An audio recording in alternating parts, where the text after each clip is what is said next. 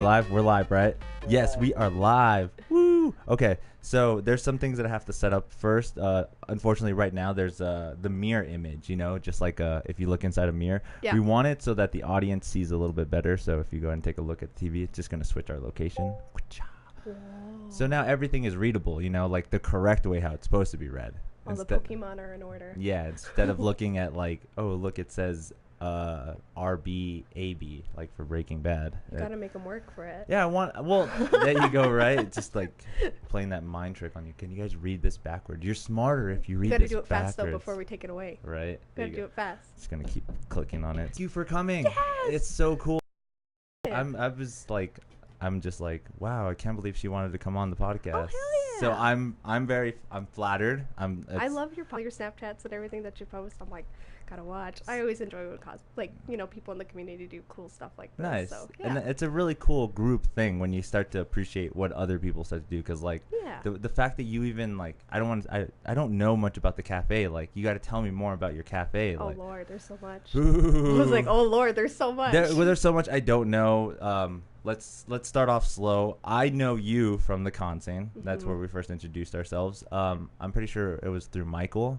Yeah, it's been a couple years. It's been a while since, and unfortunately, we don't talk. I'm a little shy when it comes up to being like, "How are you doing?" I'm a hermit, so it happens. Right? I was like, I'm a hermit. But the purpose of this show is to friends that I do have that I don't talk to get to know them better and get interest and stuff that they like. Yeah. So, thank you for coming again. Yeah, absolutely. Let us know about yourself. What do you do? What do you like to do? Obviously, I know you from the cosplay community, but that's not everything about you. No, I know there's some other stuff as well. Like, you are kind of working in the medical field as well. Yeah. There's, I don't even want. Go ahead. Yeah, I'm in nursing school right now. Okay. So before I was here, I was making flashcards, Oh. and I lost track of time. So I'm like, oh my gosh, I gotta put my flashcards away. So I'm in nursing school right now. I like cardiac and ICU. Okay. So I used to work when I was 18. I got a job on the floor as a inpatient transport tech. So I took people from their rooms to scans or procedures, or bringing people up from the ED or discharging people. I did everything. Okay. Any kind of movement people needed to get around in terms of patients. That's what I did for a while. Yeah. And I would walk oh gosh, I worked full time, and I worked an average of 12 miles per shift. Whoa. My calves looked awesome. So yeah. But I was exhausted, and for me it was a lot of repetition after a while. Okay. And I got really bored of the job, and I got a new job, and so now I'm working up in the transfer center. So I bring a lot of patients from outside facilities, especially in New Mexico, up in Shiprock and Socorro, people in Espanola. We bring a lot of people up there, and so we have triage nurses up there, and then I'm a coordinator, so we kind of see where they can go. Yeah, we target them to an appropriate facility, whether they can go to Rust or downtown, or and we kind of place them with a specialty. If they need a cardiologist, then we get them connected with a cardiologist, and talk with docs a lot, and just kind of manage the bed situations in the metro area too. Okay. So it's a lot of puzzles, but it gets me thinking. And I could see a lot of work of organizing. That's because you have a lot of people that go different places. You have to make sure where they're at. And they'll pop up, something will happen 5 hours later and go, oh God, I just remembered about that person. Yeah, this is what happened. And it's just constant memory and backtracking and organization, and it's a lot. But I love it, and it gives me time to study. Nice. When it's kind of down low, I can make my flashcards, and but it's a good job. I really like it. I do miss being on the floor with patients a lot. Interacting and stuff. Yeah, you get some tough people, but there was a group full of people you would get that I still remember, that just made your day really good, or or just talking to someone. Sometimes you just run into people you never thought you would talk to, and you learn something from them, or where they just brighten up your day, or you do the same back. And so that was kind of nice, is being able to have patient interaction, because you never know who you were going to run into, or who you were going to meet, or who was going to teach you something. Yeah, what you can learn. Because every experience with somebody new or different is something new or different. Maybe a little more humble, and then we would take patients who were aggravated at the beginning of the day and took it out on me. But the more and more we kept going, I realized the aggravation isn't towards me. There's a lot more going on as I take them to and from, and so it kind of humbled me, and it changed a lot of perspective. A lot of perspective for me, what you see on the outside with a lot of people, whether it's anger or hate or sadness or happiness, is not usually driven towards you. It's something with going Deeper on meaning. with them. Yeah, that's a deeper meaning. And to know, like, a good balance of being understanding and having perspective and being open-minded with people. That job taught me a lot. That's a lot good. about people. That's good too, because I see it as like kind of being able to, I guess, hold your temper. Well, not really hold your temper, because obviously they're not taking it out on you. They just have certain problems or certain issues. Oh, okay. Some do. Oh, so they just have to lash out on somebody. I've been punched in the jaw before. Whoa. Yeah, I was angry. So that was not cool. I've had bodily fluids thrown at me. I've had people try to swing at me. I've had grown men try to, like, pin me down, like, in the ER. Wow. It's, like, people are just, like, as years go by, people just get crazier and crazier. Like, you just get some people who are just downright angry and want to hurt people. It happens. I mean, it happens. It's that fine line, whether you know where to step that line or whether you know to step back. Okay.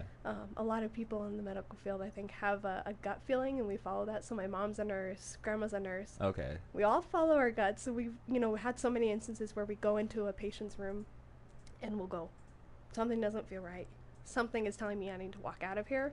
And 9 times out of 10, my gut is usually right. And it was a good decision. Yeah, absolutely. So you've seen the opposite, though, right? Where you felt like they didn't want to do the certain task, but feeling it's part of their obligation or their job, they still go ahead and do it, and something bad happens. Mm-hmm. I mean, it's inevitable. I mean, some people do want to try their best to help the situation, but don't recognize that it might be dangerous, or it's just not a good situation at that time. Or sometimes that there's nothing you can do, and I think that's hard. As being a nursing student, is there sometimes that you can't, knowing when you just genuinely can't go, I can't help you. You need to be able to help yourself, and that helps me in, like, my real life, because I tend to be a very giving person, and that's why I'm always exhausted. That's why I'm always tired, because I'm always willing to give a hand, but and helpful. You're helpful. Yeah, I always try to be, if you need help, if you want to talk, if you whatever, but I've gotten a lot better over the last couple of years of being like, I'm here when you need the support. I'm here when you need the little pick-me-up. But these things that you're having conflict with yourself is your journey to figure out. I can't give you a yes or no. I can't give you a maybe. I can only be here to support you as you figure it out. Yeah.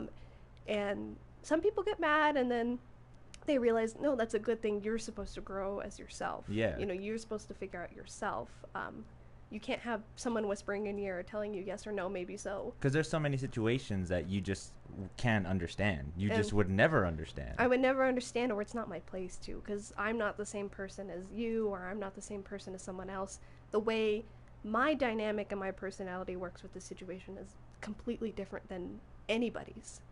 My personality and the way I deal with things, whether they're sad, angry, happy, whatever, is very different than how other people deal with it. Okay. So I get a lot of friends who get freaked out because I'm very straightforward, and I've gotten a lot better about just kind of telling it how it is, and obviously, not to be blatantly rude, but if somebody needs to hear what they need to be told, you're telling them. Yeah, some of my friends are like, "Why would you say that?" I'm like, "Because I need to hear it. I'm not gonna kill a learning experience from them. They that's should just hear being it. honest. Yeah, that's being honest." And we talked about it too. Me and my friend were like, it's not accommodating to them as well either. It's like, if they like you for the person that you are, you should present yourself in the person that you are, so that there's no misunderstandings. Any little fine line where it's like, no, this is not what I thought you were thinking about, and it's just like, okay, this is where I should have presented myself in a straightforward kind of manner. And it eventually comes out one way or another, and you make that, and that's okay. Not everybody's supposed to be friends. Not everybody's meant to get along. Like,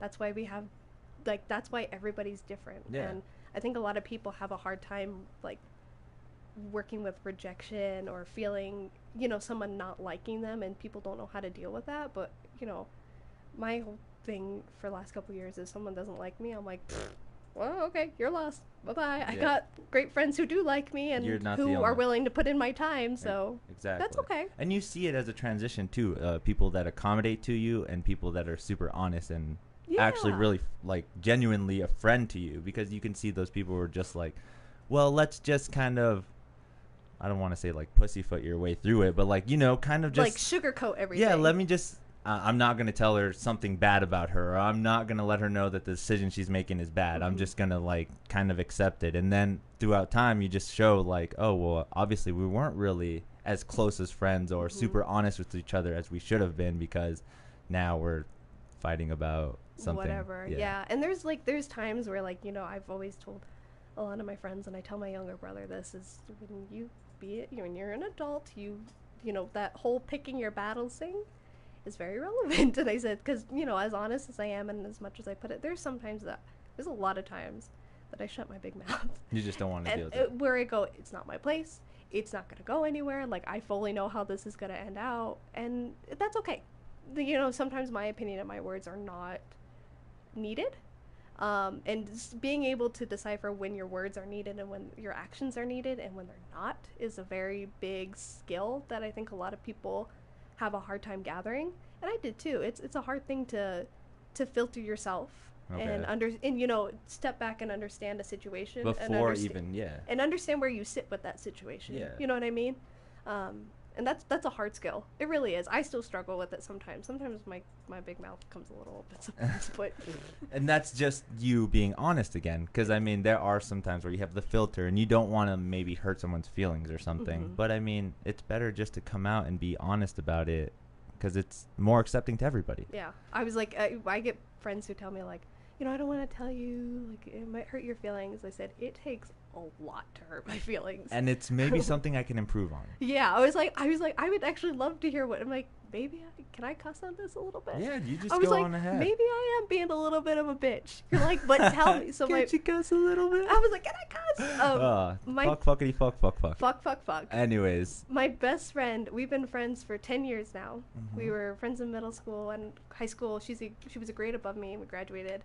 I love her. Okay. Still friends today, you know, being adults. And we are both very honest people. And so we'll be out in public and she'll turn around and she's like, you're being a bitch. And I was like, you're right, I am being a bitch. I'm hungry. And she's like, let's go get food. I'm like, yeah.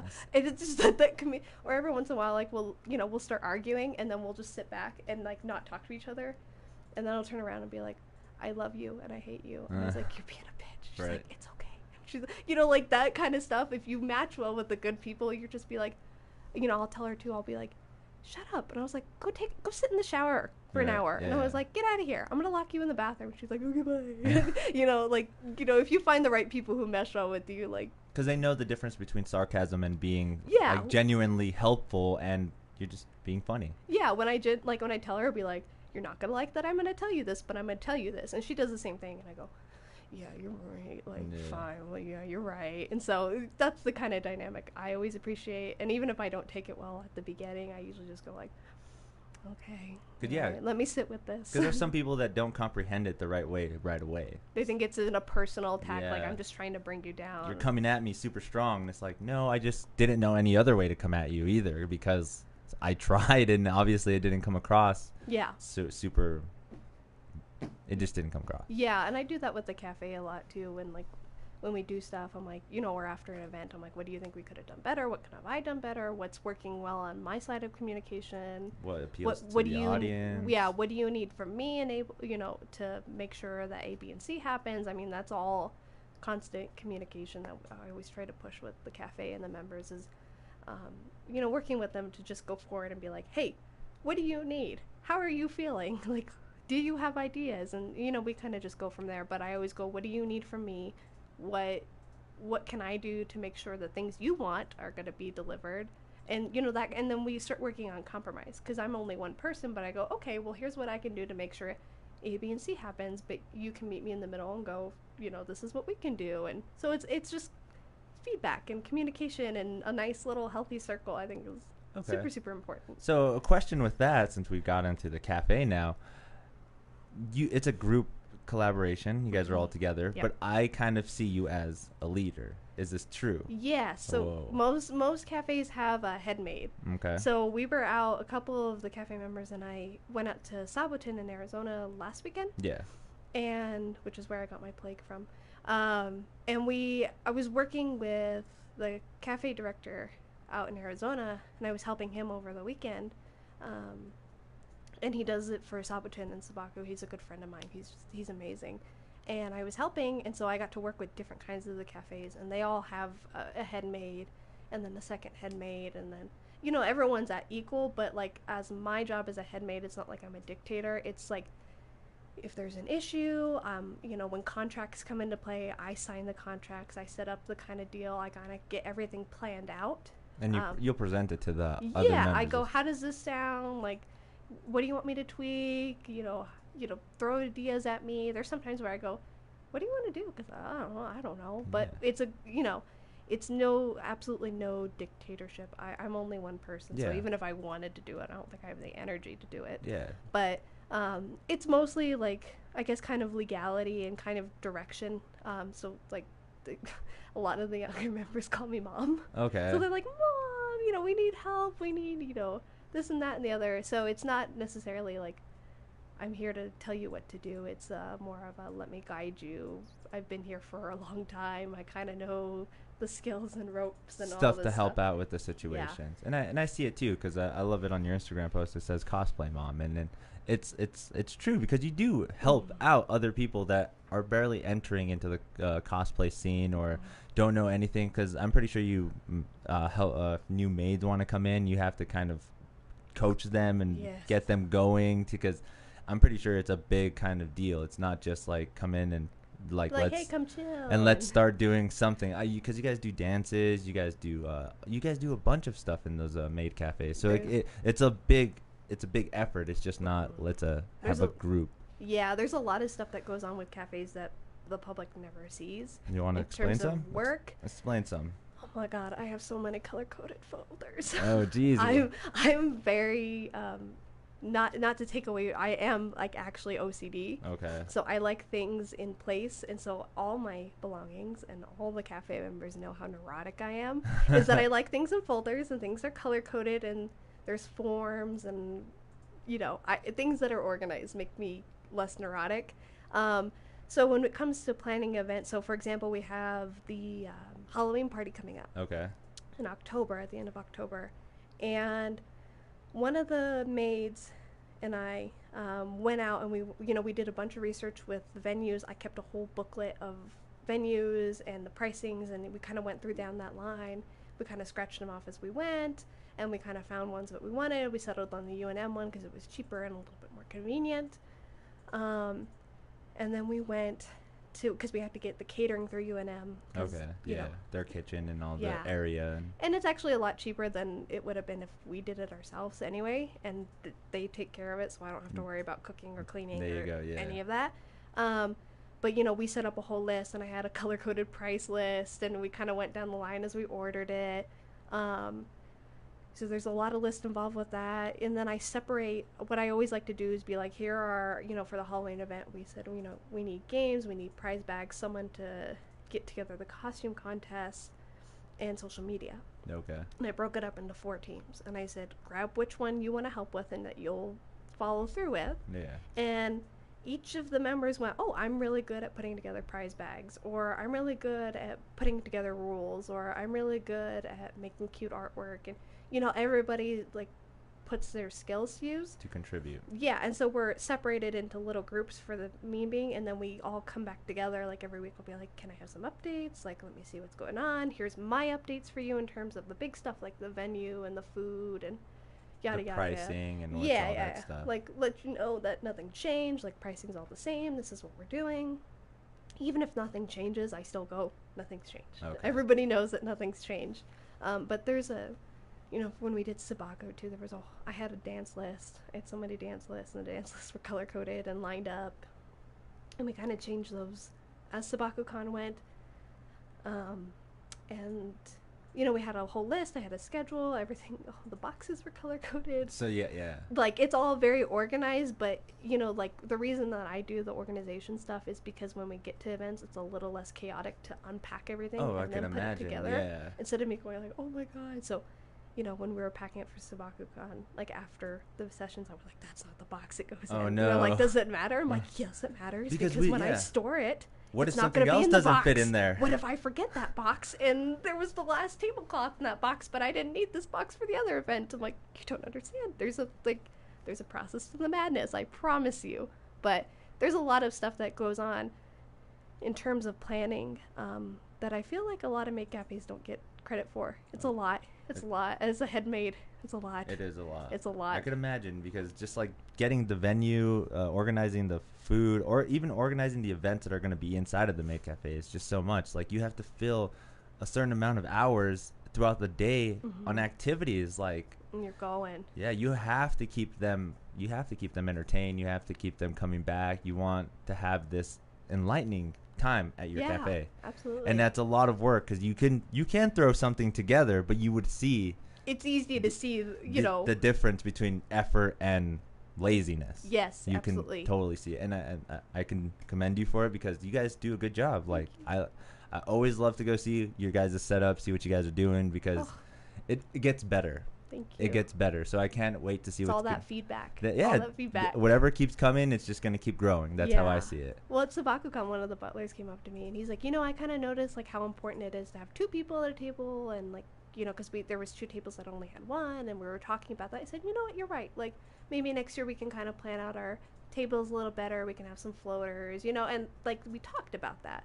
And he goes, like, I don't want to step on your toes, because you created the table scheduling. And I said, no. And he said, that's fine. Now we know. And I said, I realized it too. Like, 2 people at a table is a lot more helpful. So I said, no, we can change it next year. Like, now we know. Exactly. Because I always see it as like a tunnel vision. You will never see the outside perspective unless somebody helps you with it. Or unless you go through the little tunnel. There you go. Yeah. Because you always get lost a lot in planning big things. Yeah.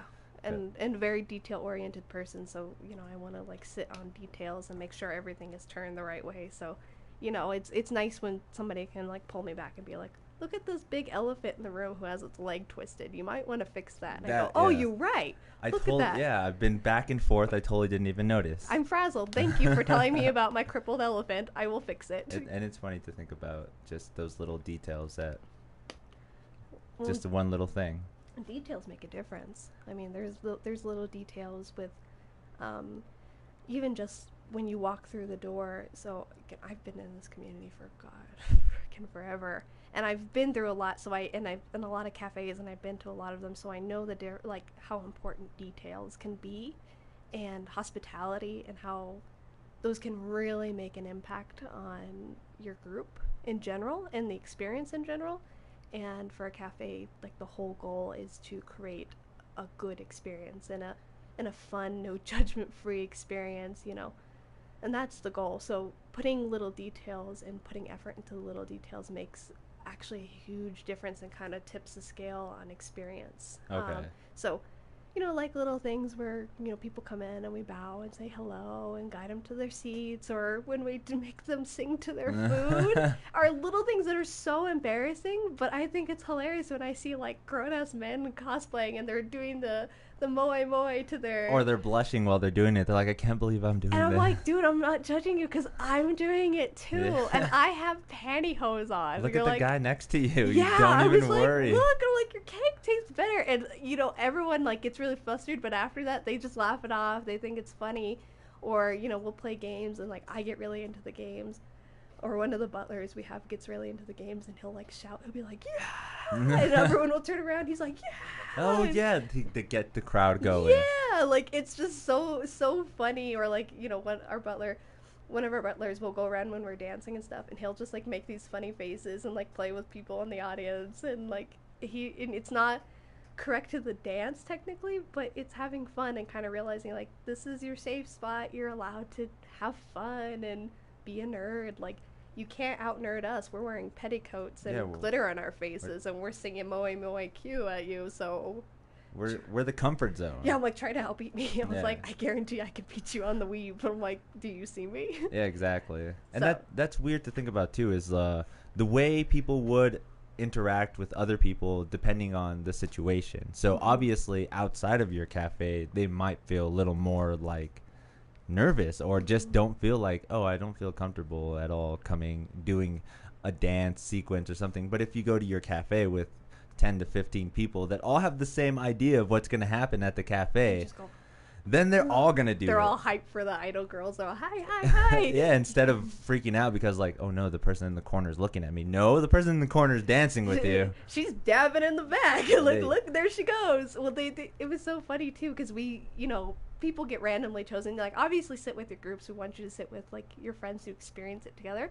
But we put people different in the groups, and we mesh people who, the more I talk to them, they'll overhear it and go like, oh, I like that too. And I'm like, good, well, I go get your tea, talk. Yeah. And then they start talking. Socialize. I'm like, make friends. And at Sabaku-Con, this group of 3 people, and one of the guys, he was playing, he was doing a guitar at Sabaku-Con, and he was doing a performance.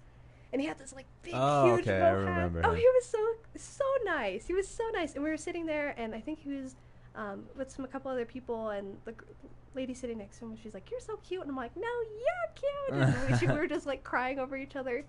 And he was telling me that he was going to perform, and I was like, no, that's really cool. He was showing me videos and pictures. I'm like, that's really cool. Like, if I can't come to it, because I said my schedule with working is crazy intense, yeah. during the weekend, he said, come back and show me. And when we had the nighttime lounge on Saturday, sure enough, they all came back, and they're like, where's the Blue Maid? Where's the Blue Maid? And he's like, look, and he's showing you the performance. I'm like, yeah. And he's like, I'm like, dude, yay. So, and yeah, to get him excited, too. Mm-hmm. And it made me so happy that he came back and wanted to show me that, and he did such a good job. Oh yeah, my gosh, I remember. Did such a good he did job. it during the masquerade, right? Mm-hmm. Yeah, it was pretty cool. He did such a good job, but they all came back, and they're like, we wanted to show you, and I'm like, oh, thank you so much. And it's that little connection now. Now I'm like, now you have to come visit me all the time at Sabaku-Con. And they'll see you, like, even if they do see you in between Sabaku-Con, Sessions, anytime, you'll be like, oh, I remember, you're so nice. You actually took the time to be an interest in my skill or interest in something that I like. So you'll be that person that they always see that in you. They'll be like, come give me a hug. That's How's it going, buddy? yeah, absolutely. That's so cool. It's always so cool to think about. Just being a nice and humble person really does go a long way. Oh, yeah, absolutely. I've been in the community for 10 years. And, I could imagine. I haven't been in here as long as you have. Oh. But I mean, well, I don't even know. I've probably been in this community probably about 5 years. I was like, now you gotta think, you're like, when did I start? Yeah, I started 10 years ago. Yeah, see, and it's just, it's even weirder to think about what it was before I came, because like, God, it was a mess. there was so much that I've heard that there's always been controversy between people and like different. I don't get how it works. Like, we all go to the same place to do the same thing, but yet they're still in the back of somebody's head like, oh, look, there's that person there. Like, yeah. I don't get how that works in our community. Oh my gosh. Well, I drama. I was like, oh, well. Here we go. Here's the tea. I have the spill. All No. right. But, I was in the community when I was really, really young. Okay. I was like 10, 11 years old at the time. And I went all throughout middle school and high school and now adulthood doing the hobby. And so, middle school me, high school me, and adult me have very different mentalities in how we see things. The three personalities. Yeah, and it's really weird to like sit back and reflect. So like in middle school, when I first started, I was just like, oh my god, people like anime too. People want to do this. Look at the Maid Cafe. I think my first convention was Las Cruces Anime Day. Oh, nice. So there was the cafe there. Which is really not there anymore. Sad face. Go ahead. I was like, sad face. It is. I just had to throw that out there if anybody listening. Come on. Ripperoni. I was like, Ripperoni, Las Cruces Anime Day. But, it was really cool to, we went with friends, and, it was just a really cool experience. And then I went to Albuquerque Comic Expo, which Ripperoni, Ace is no longer here anymore, but what are you going to do? And then Otaku Mex, which again, Ripperoni is no longer here. What is, I know, right? There's like a trend. What happened to the classics? There's like a trend. And, that's where I started making friends. Like, some of my first friends were in the Maid Cafe and Las Cruces Anime Day. And I was like, these people want to be my friends. They're so nice. They're so pretty. Oh, my goodness. And I think I've always just... When I was in middle school, I watched the drama and I didn't understand it. But I was, like, with people where, like, I would somehow be right next to it, if that makes any sense. So it's not like you were... I'm not saying you were on a side. But I was just like... And I was so young and naive that I took a side that I was biased towards. Does that make sense? Okay. So I'd be like, oh, if it involved my friend, oh no, you're totally right, girl. Like, yeah. But 14-year-old me didn't know any better. You want to rep your friends. Yeah. And I valued friends who, you know, I didn't know very many people who liked the same things as I did. And, you know, looking back on that, that's dumb. High school me, actually, I took a break for 2 years. From the whole thing? Like, nobody saw me for 2 years. Oh, okay. Because I got so fed up with the drama. Because I think I hit a peak, I think it was my sophomore year, where I was like, I genuinely just want to go and have fun. I just want to have fun. Like, and every time I went to conventions, she's glaring at her, he's mad, she's blah, blah, blah, blah, blah, blah, blah. She's saying this, they made a Facebook post, blah, blah, blah, blah. And I got so overwhelmed. And then people were talking bad about me. And I'm like, I didn't even have an Instagram at the time. Like, that's how old I am. I didn't even have an Instagram. I think I got an Instagram, like, at the end of my junior year in high school. So it was all Facebook driven. And I'm like, I just want to have, you know, we didn't have Snapchat, Instagram to put all those petty posts up. It was just Facebook and DeviantArt I had. Okay. So people were like, she said this, she blah, blah, blah. Post. And people were, like, spreading stuff about me. So people started being rude to me. And I was like, deuces, outie. Not having this. Yeah, I'm not having this. And I had a bad interaction with an artist, and that's when I just kind of dropped. Like, that was kind of like the last final straw. And I went, you know, I need to focus on school. I need to focus on taking care of myself. And this isn't fun anymore, so why would I continue to do it?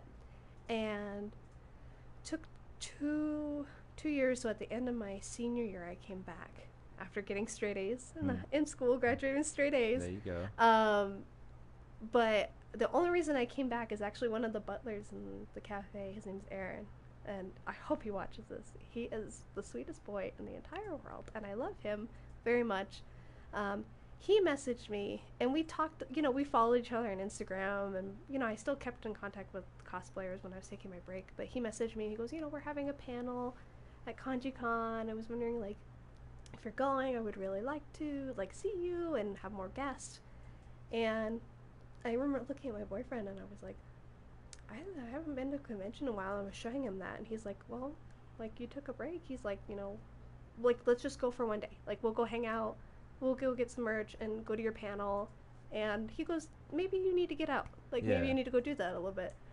So I put together a costume, and I went as Harley Quinn at an anime convention. And I went, and I saw his panel, and he was so sweet to me. Like, we didn't really hang out in person, but he had acted like we, like, were friends forever. The very first. Yeah, he was so nice, and he's like, he was giving me hugs. He's like, I want to take pictures with you, and he was so sweet, and he introduced me to his friends who are all now in the cafe.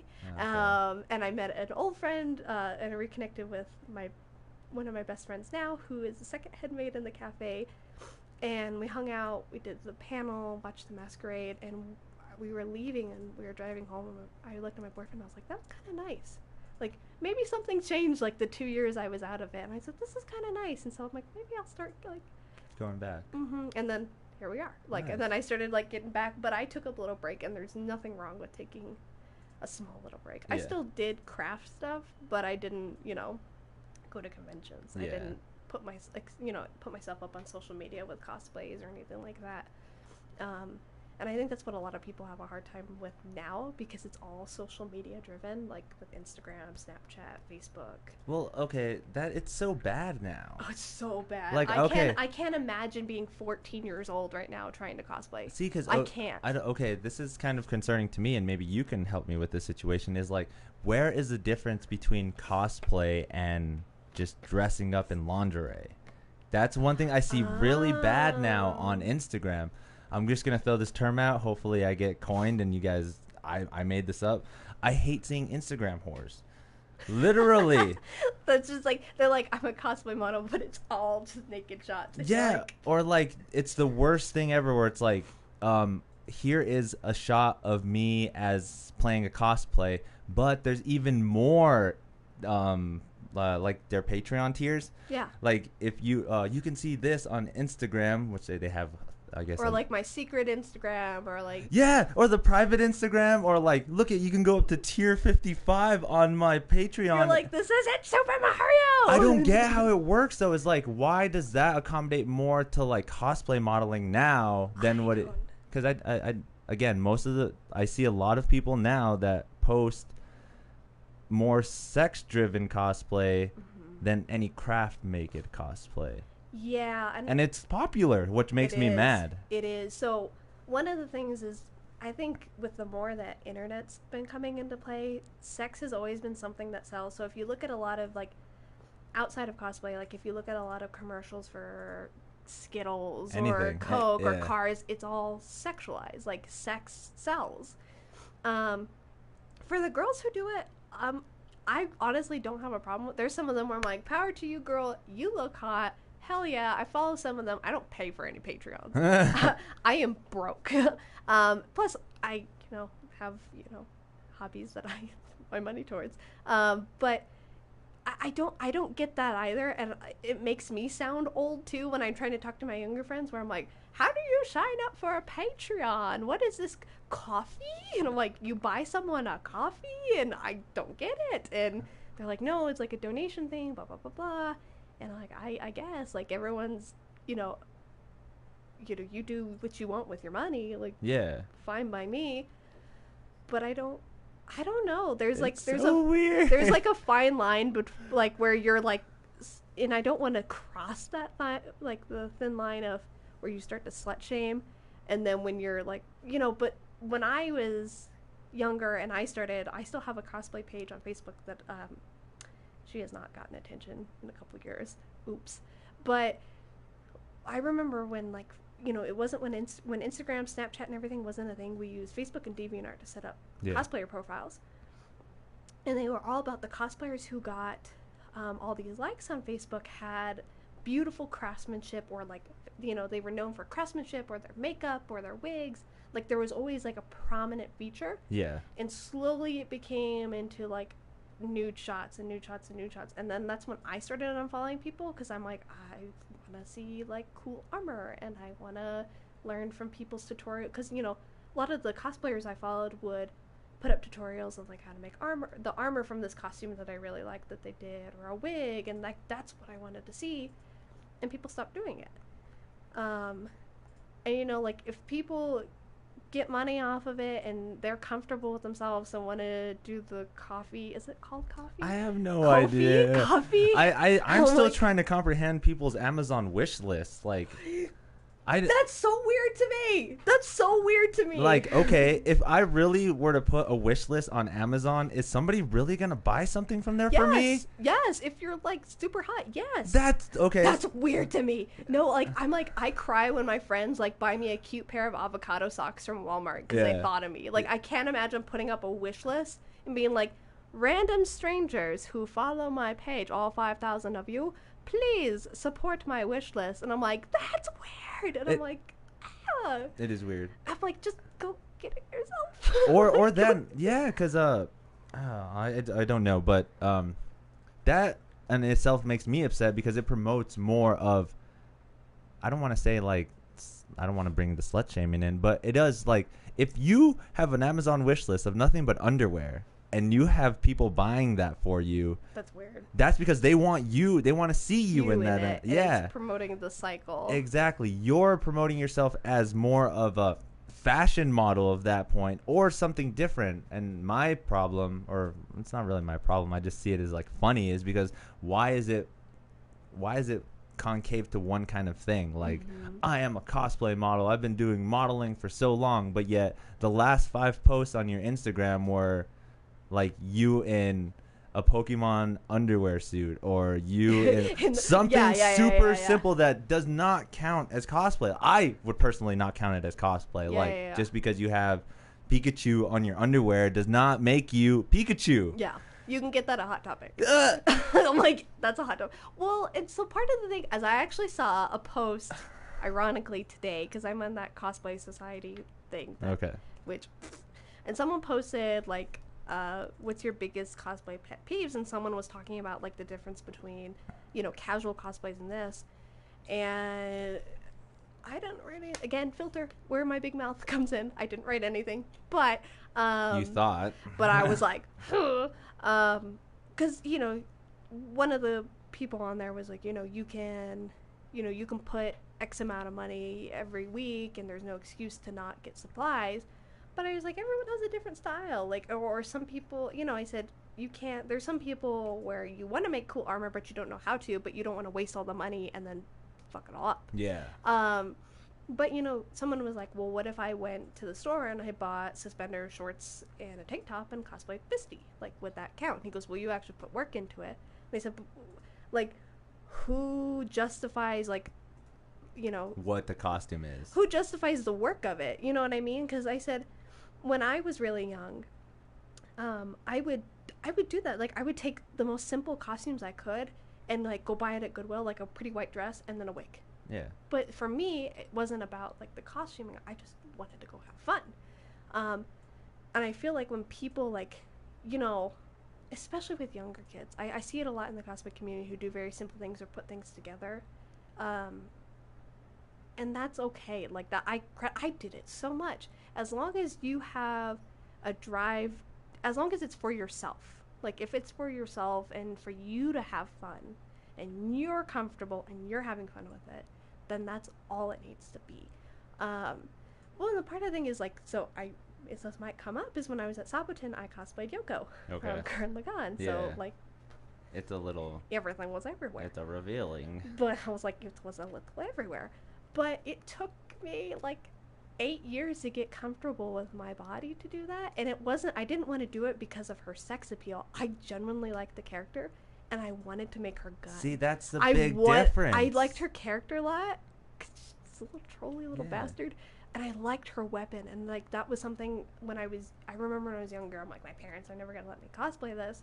But I'm like, maybe when I'm older and I want to push, I love making props. So I'm like, this is going to be awesome to make a gun as big as I am. Like, I want to see what I can do with it. The ideas and just the outcome of it. I'm putting little details on the costume that made me happy. And, you know, like, I really liked making the little hair pieces and stuff like that. And I felt awesome. I felt really good when I was walking around. I thought I looked, like, fine as hell. But it wasn't because I'm like, I want people to look at me and take, like, lewd pictures of me. I'm like, well, because half the time I'm like, can I get my gun in the photo? Yeah, like, I want my work on there. I want the gun on the photo. Because one of the photographers was like, can you put it to the side? I'm like, okay. He's like, you know, he goes, I just want some of, like, the costume. I'm like, sure, I got that. And he only took, like, 5, and then, the rest of the 50 were with the gun. Yeah. And we did some really cool poses with them. But I was like, but my baby, like, I want to hold on to my baby. And I love that aspect of you describing the coming from it. You're just like, I had no ambition to make it a sex appeal. No, and the ambition was, like, for revealing costumes for me, it's not to get the attention, it's to be comfortable with myself enough to do that. That's a huge thing for me, to be able to be comfortable with myself, to go, like, you know what, I'm gonna cosplay Yoko, or I'm gonna, do you know the wedding version of Supersonico? Yeah. I want to do that so bad, and it's not for anybody else. I'm like, I want to be that level of confident in myself and my presence that I just don't care, and I can walk out and be like, I know I'd look good. I made this all myself. Look at the lining. It lights up. You know, like, things like that where I'm like, look at the craftsmanship. Look at all the, you know, the poofy little things I made. Okay. It's not to be like, oh my gosh, like, please ogle at my body. You're right. It's like, I spent a lot of time on making the costume, this. yes. Like, I spent a lot of time making this thing. Like, God. That I see what you're saying, because I mean, you want people to appreciate the costume that you made. You really want to, because I mean, see, that's where I'm kind of like in a hard place. Is I don't know if somebody does do the sex appeal when they're cosplaying, how hard they do try for it. Maybe I'm just being a little judgmental, and I'm just like, you know, oh great, you're just in Instagram whoring or whatever. I am not being as I should do more research on why. But again, seeing certain profiles, you can tell the difference of what is appealing in craftsmanship and what is appealing in sex appeal. Like, and then there's people who balance it. Well, and I understand, like, a lot of the girls who do it that I follow, that I'm like, yeah, girl, is, you know, that may be their same mentality is, you know, I want to be confident in my body, so I'm doing these things to build my confidence. or I'm selling these things, and then they realize they can sell it. And girl, whatever works for you, you do you. As long as you're happy, you're healthy, and it's not hurting anybody, then you do it. Yeah, you do you. And I have friends too who will wear, both male and female, who will wear like, kind of risque photos or like stuff, and I'm like, yes, bitch, you look so good. You're playing, or it's not even that, where I'm like, your titties look so good, and they go. It doesn't even have to be a revealing costume where I'm like, you look like a snack. I love you. Because we had one of my friends was wearing Sailor Moon at Sabotin, and it's not a revealing costume at all.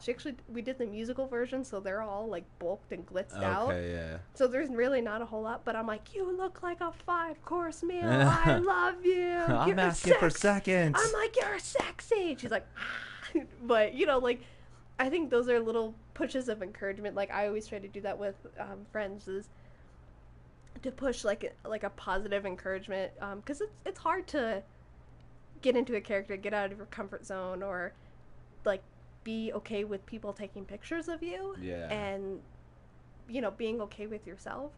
So when my friends do photo shoots, I'm always in the back. I'm like, you look great. Right. Hell yeah. Right here. Yeah, you got this. You're like, dabs for Jesus. I love you. You got this. Yeah. Like, you don't want them to feel like, they're put in a spot where they're just not having fun, or it's pressure on them. And the best pictures come when I dab in the background. There you so go. I'm like, the best pictures come when I dab. So you're like, that was a good picture. Yeah, because I was dabbing. Don't you remember that? I was lighting it in the background. I'm like, what can I say? You remembered that. Yeah. So I mean, it's a balance. At the end of the day, for me, you do you. You do you. Like I said, at the end of the day, for me, you do whatever you want to do. If you can make money off of it, great, girl. Go get yourself a, Chipotle burrito with that. Yeah. As long as you're not hurting anybody else, you're not exploiting anybody else without consent, and you are happy and healthy with yourself and what you're doing, then that's all you can ask for. Being happy and content with yourself is a lot to ask. And so if somebody finds an outlet to do that and can make money off of it, then you do you.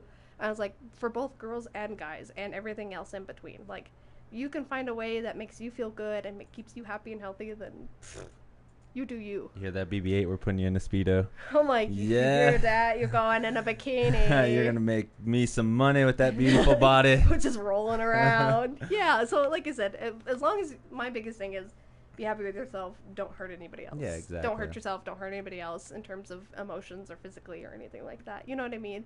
Because there's been a lot of controversy in the cosplay community with physical consent.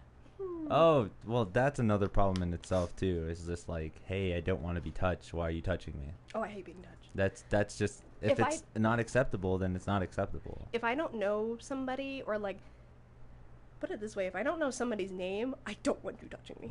Okay. And I had like this huge scare, and no offense to people who are furries, but furries like make me want to cry, because when I was like 12 at Comic-Con, one of them came up and picked me up like from behind without me knowing, and like scarred me.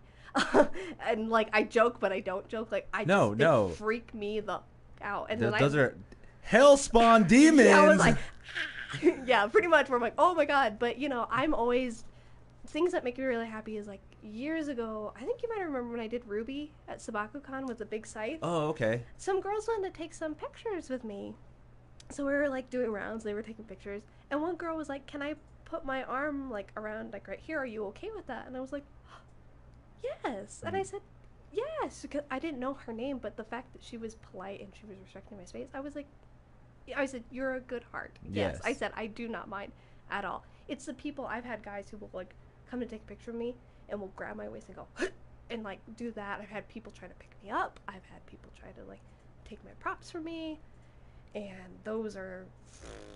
Or I've had people like who's like, "Can I put my face near your boobs?" And this or like and that. weird ogles, or like, yeah, can I get an underskirt shot? I'm like, no, like, you heard it here, folks. Yeah, I'm like, can I get like this low and get a panty shot? I'm like, no. What is? Yeah, that's just that's bad. That's the people that feed the Instagram whores.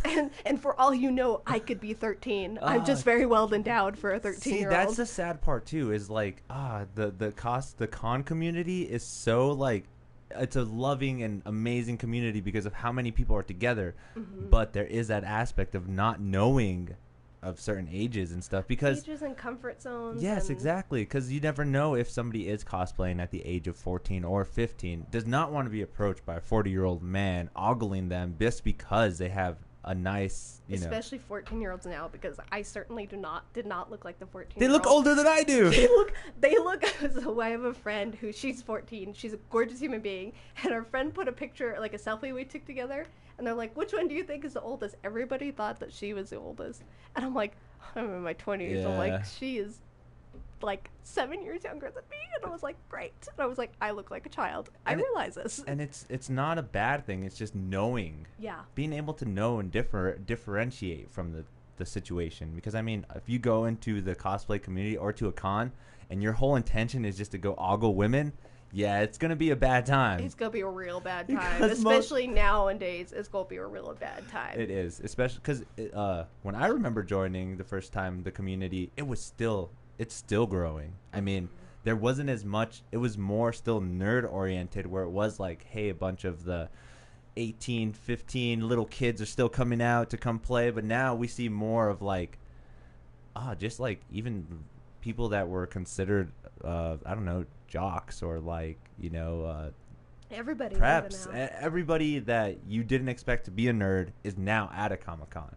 And that just like, it's not troubling. It's just, you just don't know. Makes it harder to decipher things now. It makes it harder to know where you step and, stuff like that. Which is kind of acceptable. I mean, I see it as like, hey, we all like the same thing. It's about time we started getting together. Like, Gucci. Yeah. I remember back in middle school, I talked about Pokemon. I was the loser. Now I'm in a con. Look at all these guys that are about Pokemon. I had the rare Yu-Gi-Oh card and someone threw it in the trash. Now look at me. Like, yeah. I'm the cool kid now because I still have my Yu-Gi-Oh cards. Yeah, Something like that. It's so weird how we transition from being more culturally accepting, but yet we're still moving backwards with like categorizing with gender or like just throwing shaming for anything, just your religious beliefs, your political, your astrological, anything. It's just weird how we accept, but yet we don't accept at the same time. Yeah. We grow in a very weird humans. We're weird creatures. We develop very odd. And, like my whole thing, especially like now, is I go to conventions and do these things to just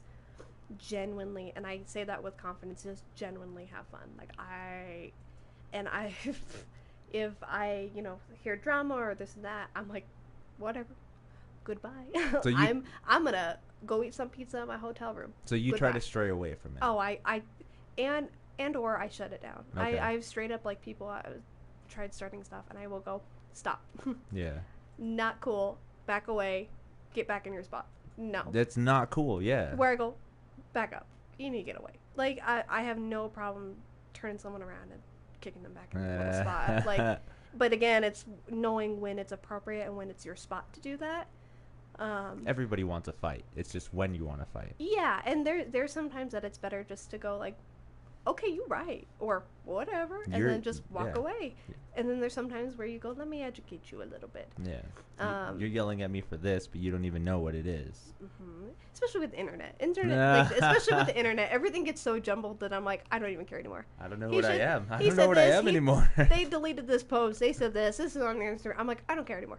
You posted this 10 years ago, and now I'm bringing it up. Like, yeah, I'm like, I don't care anymore. I don't care anymore. I'm like, I just wanted to come on Facebook to look at cat videos. So, there you go. Yeah, that's, I genuinely try to, and that's what I did with the cafe too. I've made it very, very clear that I don't put up with that, and so I actually make them all sign contracts. And one of the regulations or the rules I have in there is, appropriate behavior, professional behavior, not only in cafe scenes or but outside of cafe scenes, walking around conventions, in between sessions, social media. You want to have you want to keep you don't want to seem like a bad person in or out of the cafe. And I know and the people in the cafe are not bad people, but I'm like, don't fall into bad tendencies because of other people. Okay. And that's what I push. So I said, I will drop you, or I will put you on a probation if I see that you're being nasty on social media, if I see that you're being,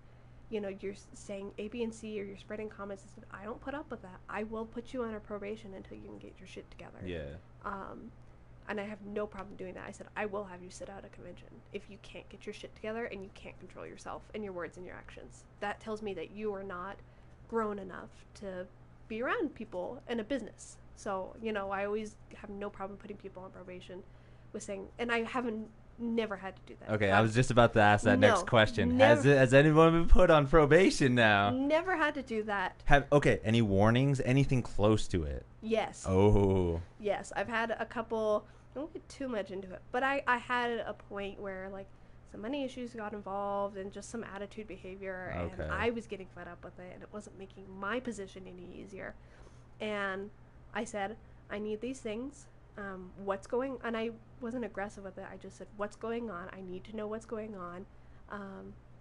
Got super defensive, and I was like, okay, so you know you're doing bad because you're being defensive about it. And, you know, I said, I'll put you on a probation or I will ask you to leave. Okay, like, yeah. You make your decision how you want to do this. You're not going to do anything, but either you sit and you wait it out and you figure it out, or you walk away from it. And she ended up walking away from it, which, that's fine. It kind of shows you the colors, like, of what was presented from them. And I didn't say you either, you know, you have to quit. I said, these are your choices. Pick one. You need to pick one. These are the choices I'm giving you. This is your little journey. You decide what you want to do. This is your little quest. Decide what you want to do. I'm not here to dictate you, but I'm here to give you options so you don't hurt me, hurt the other people, and hurt the business that we're trying to do to just keep a good feeling in the community. Okay. I'm not putting up with that kind of thing. You know what I mean? Yeah. I've only had to do it once. And she ended up leaving because she didn't like that. So that's a cool thing too. Is like I'm thinking is that the other maids saw this and they're like, okay, see, we shouldn't do something like. I've never had problems with any of the other ones. After this is just like there's no need to try. I see, because I mean I don't know the whole situation, but still I understand where like you had to present something that's like either A or B. You pick A, B, C, or D. Which one you want to do? Yeah, I mean at that point it is your decision. I have no control of you after that, and they did what they did. Or I go, you signed a contract. These are your regulations. Here's what you've zoned your options down to because you decided to break a regulation.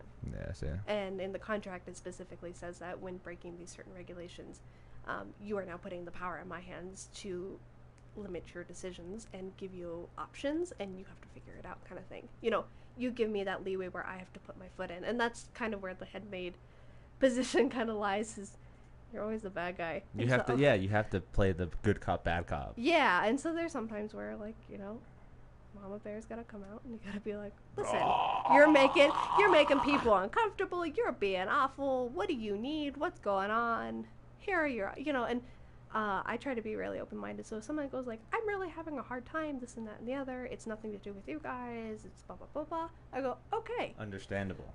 Let's do A, B, and C. Maybe you sit out for this next, you know, at that point I go, okay, let me figure out what we can sort out. But if you just like start yelling at me and blaming people and blaming everybody else, but not taking ownership for your own behavior and words, that's when I stop listening. Okay. I can't stand people who don't take ownership of their words and actions, especially if you're an adult. Like, you choose how you decide to react and what you decide to say, and so, you know, even if it's bad and even if it was wrong, take accountability for it and be like, you know what, that was really messed up. I said something that I shouldn't have, and I apologize. Like, you know, that was real messed up, and now I know not to do that. I apologize. That wasn't a healthy way to deal with the situation. Like, little things like that make a difference on how to deal with relationships and situations and all the kind of fun stuff. But yeah, I'm only going to do it once. Thank God. Okay. Thank God. So that at least you know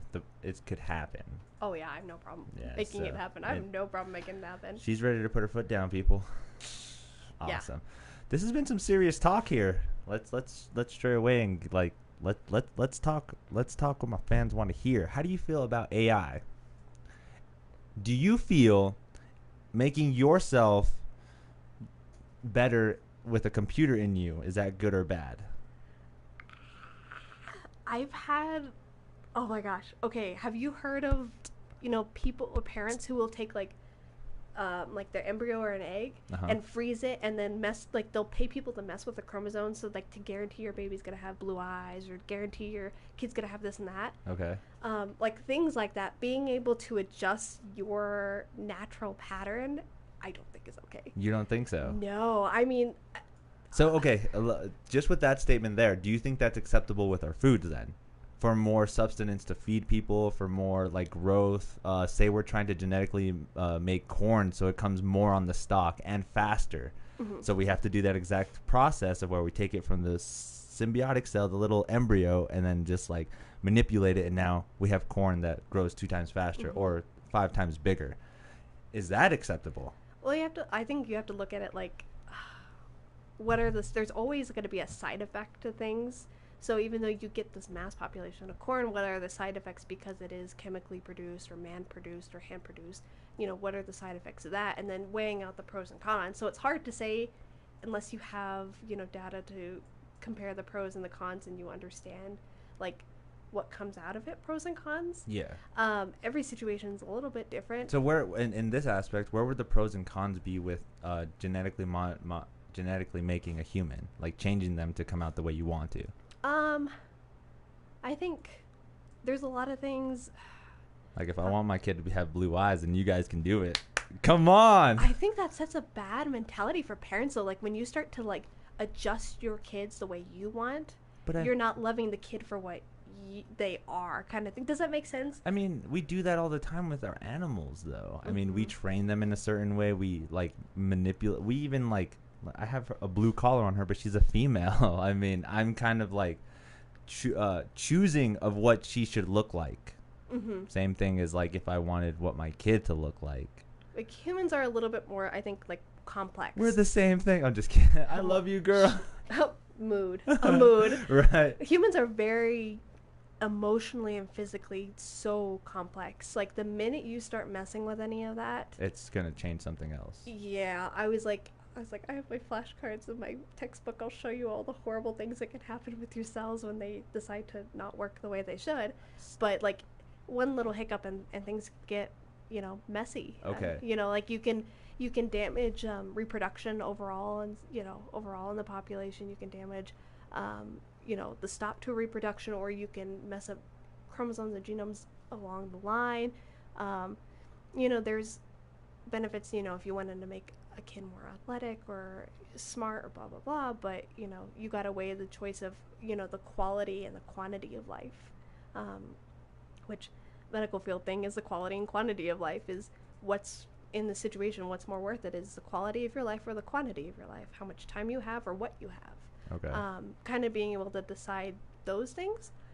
I mean, if there was a need for it, I can see the benefit, but I'm a very big believer in things happen for a reason. So if my kid came out with brown eyes, there's a reason my kid came out with brown eyes. Or, like, if if I had a kid and they were autistic, then awesome, there's a reason that I was, you know, and as long as they're healthy, that's totally fine. There's a reason that happened. And, like, that's my hippie little thing. I always think like little things happen for a reason, and they're here to teach you things or make decisions for you that you don't necessarily realize in your life. So I'm a very go with the flow, like, let things kind of take a natural course. So you're no time soon are you putting a computer in you? No, absolutely not. So, okay, here's an example then. Is, like, different, the way technology has advanced people's lives with, like, disabilities. How do you feel about that then? They're genetically modifying them so that they can hear again, they can see again, so they can feel again. They're even making a glove where it actually has motion sensors, where it actually feels like they're touching raindrops or something again.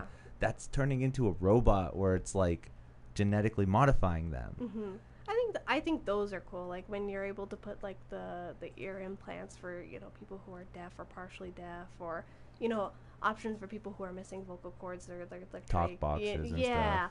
Those are things that I don't think they're not genetically modified. They're just a physical modification.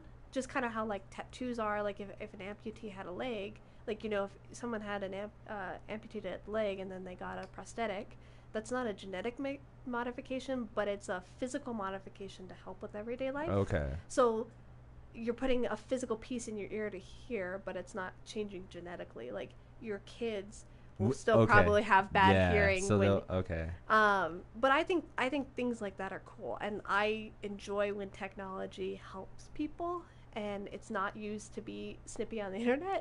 It's used to like help people, and you know, hospitals get all kinds of cool stuff. So one of the cool things we got when I was still on the floor is billy lights for babies. Oh. When they get jaundice, they cook under little billy lights, and they get little masks to kind of get rid of the jaundice. So they kind of sit under, but you kind of have to turn the babies to get them fully cooked. Really? Yeah. So it's like I don't want to say like a heat lamp, but it's something that rests on top of where they're at. It's kind of like a bed, and then there's the light, and it kind of shines down, and it helps with the jaundice. But we got new supplies where there's a billy light on top and underneath, so the baby can kind of chill. And it's such a little thing, but like my grandmother's a mother baby nurse, and she was showing me that, and I was like, that's so cool, like, oh my gosh. And you know, they come out with different kinds of lifts in the hospital, different kinds of beds, and how beds can move and maneuver, and different types that really just help the quality. Like that, right? Yeah, the little billy lights. Look at the babies chilling in the billy. They get the cool little mask. Okay, so before then, how would you get rid of the jaundice? You put them under lights. Some babies like just need some time, but you usually let them kind of cook under the billy lights. Okay, so there was always a way to get rid of that before, because again. But it would just be on top. Okay. But now they have one that's like a full circumference. So you don't have to manipulate the baby they to make just sure. kind of chill there. And they're like, hey, Mom, I'm just chilling under my lights. How's it going? Like, yeah. There's little things where that, you know, we see beds that move the sheets by themselves. So it's really hard. So on a hospital bed, you have like a big like pull-out sheet. And then you have, what's the word I'm looking for? It's like another sheet that we fold into like a big rectangle that we put on the middle of the bed. Okay. So when people need to be helped to be kind of raised up or slide down or slide it up, 2 or 3 people get on sides and take them and kind of slide them up. It hurts. If you do it wrong, it hurts your back so damn bad.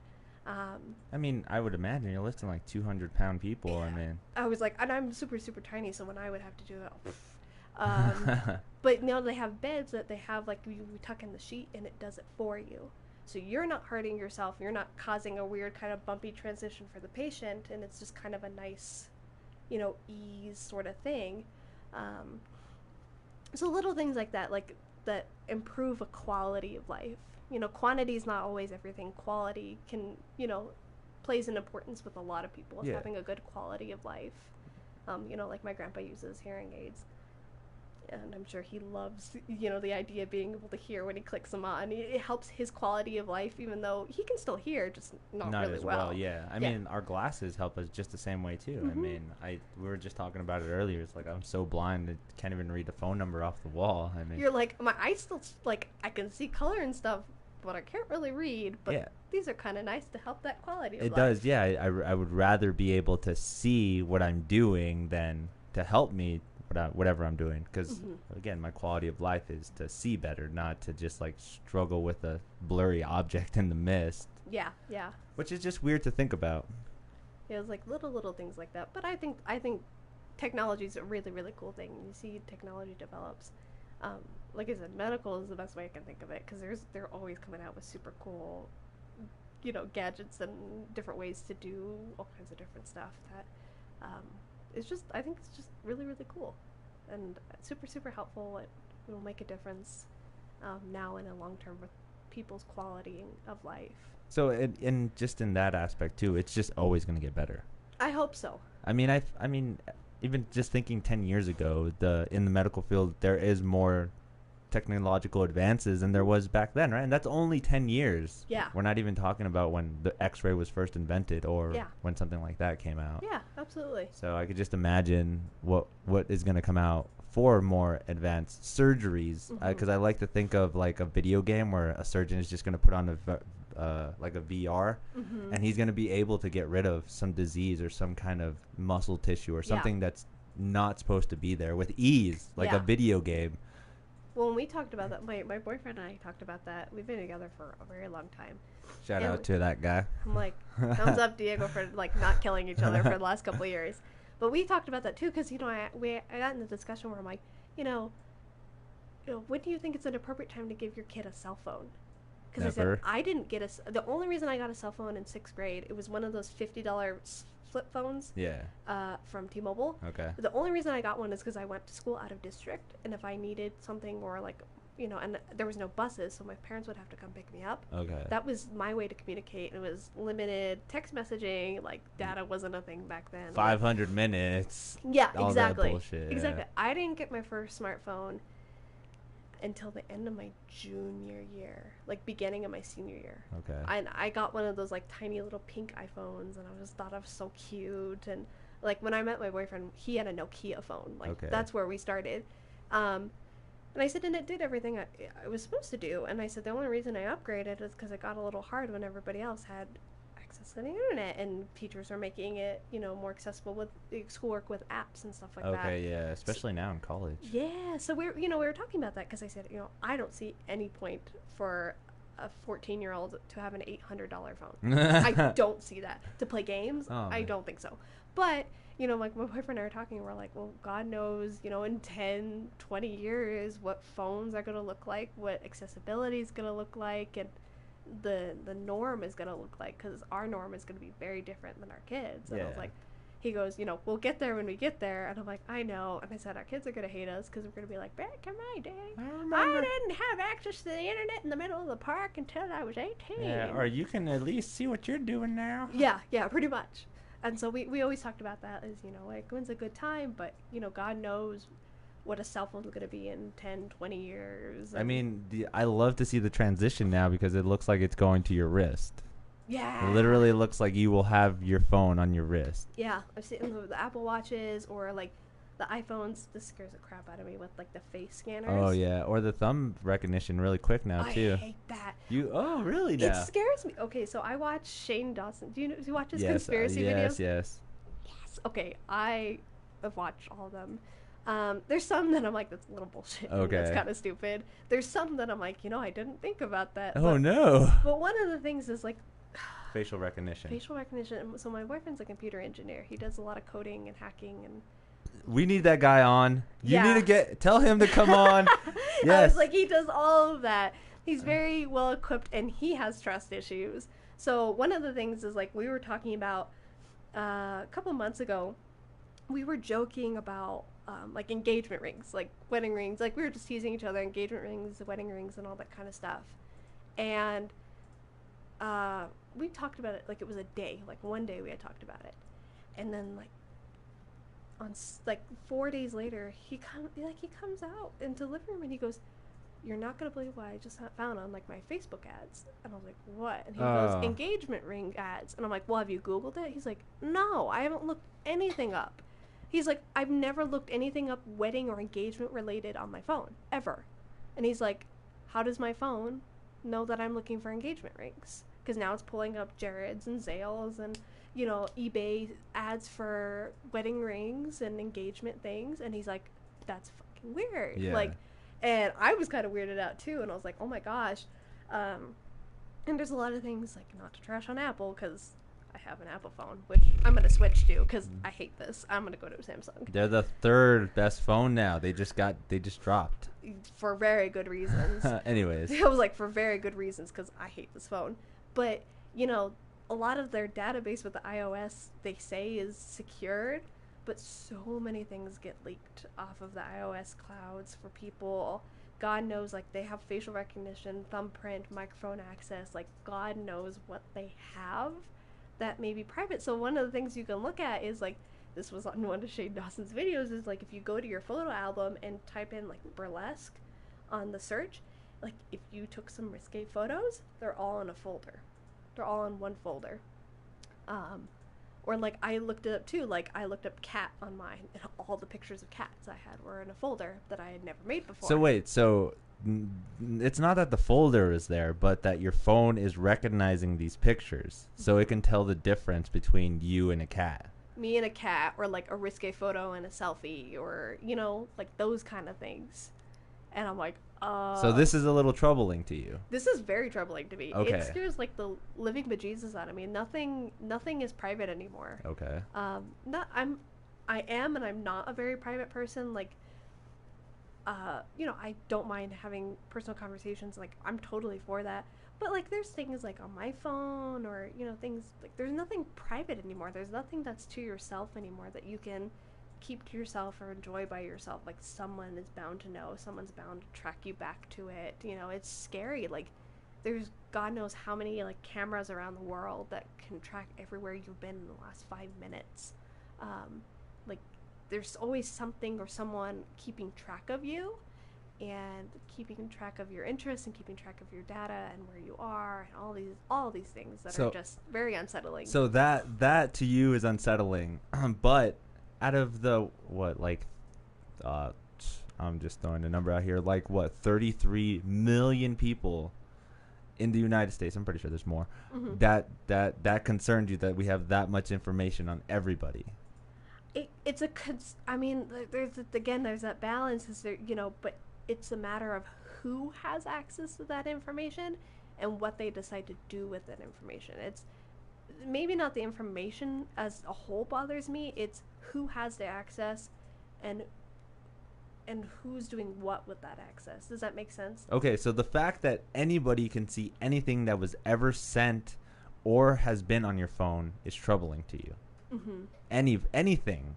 And it's not like I'm doing selling, I'm not in the cartel or anything, but hey guys. But there's conversations that I've had, or there's pictures that are personal to me, or things like that can be pulled up, or they're backed up on an iCloud or stuff like that. So the fact that it's not private troubles you. Yeah, what's private is not actually private. Okay. So being able to distinguish what is privacy and how well that's respected, because what we've been promised is private and what we've always thought is private is not the case anymore. You know what I mean? Yeah. There's nothing that's genuinely private anymore. Well, there's things too where you don't assume is private anymore. People honestly thought me going into me it's just not private anymore. There's no they don't think of it as privacy anymore. Obviously back in the day it was custom to I'm going to hang out with my friend by myself and go do things with him.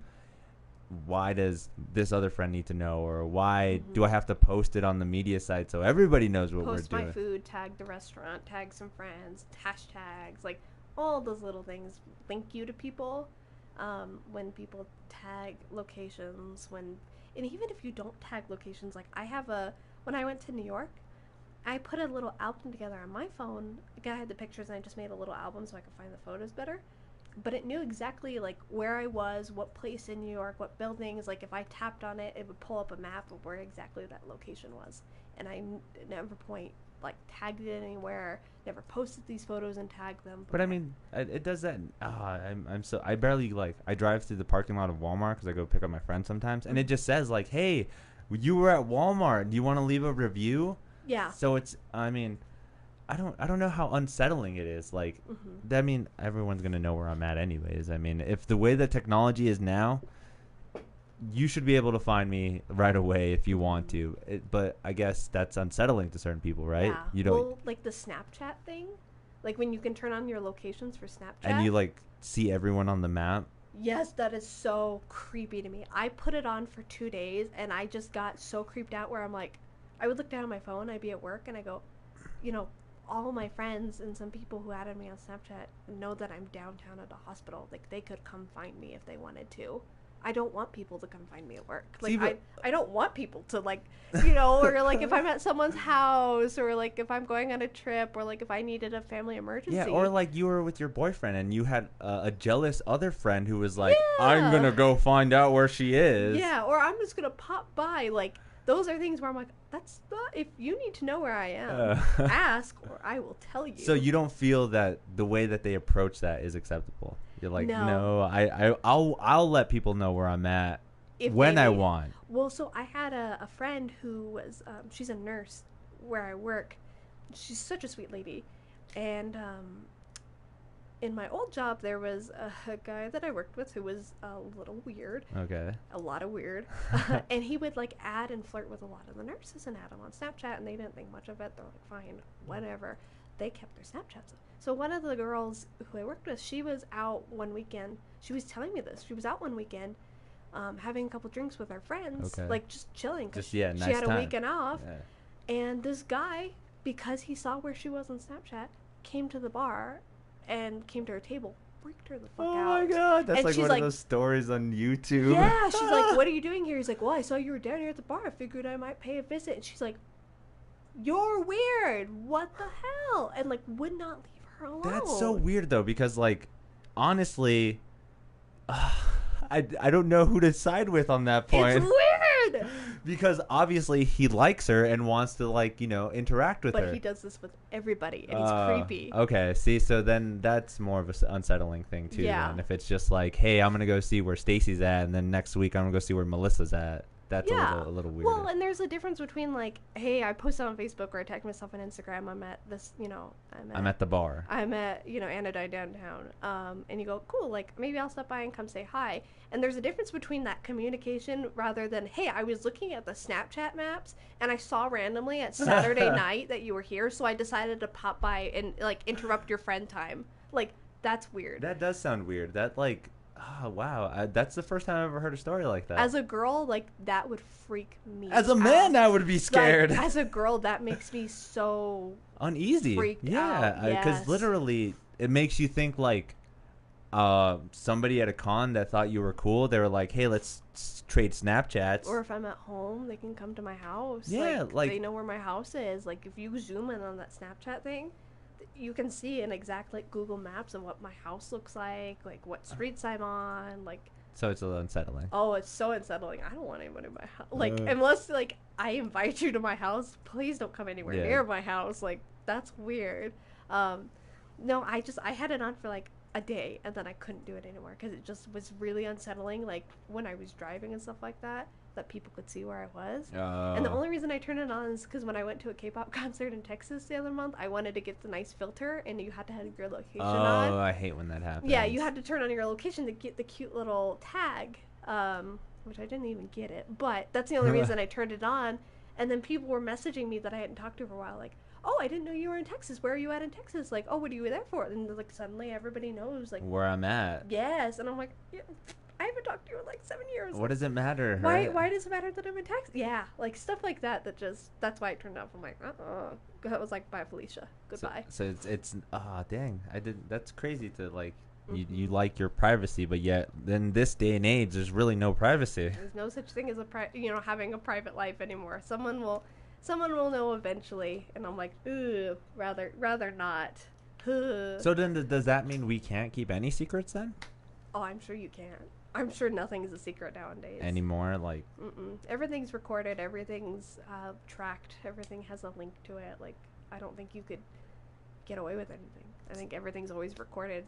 Someone or something's always monitoring you. So you think I don't want to say the government, but somebody has Illuminati.